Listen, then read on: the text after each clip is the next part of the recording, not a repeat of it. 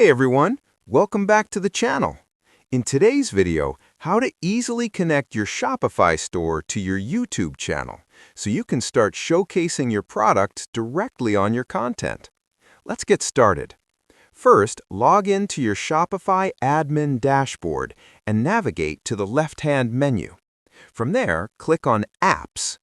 Once you're on the Apps page, use the search bar and type in YouTube. From the search results, choose the app called Google and YouTube, which is the official app designed to integrate Shopify with YouTube, since both platforms are part of the same ecosystem. Click on Install and wait for the installation to finish. It's a quick process and doesn't require any technical setup.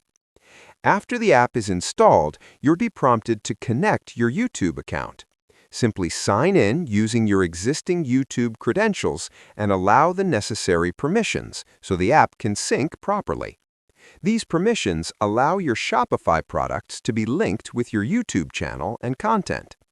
Once the login and permissions are completed, the connection is finalized and your Shopify store will be successfully linked to your YouTube channel. And that's it.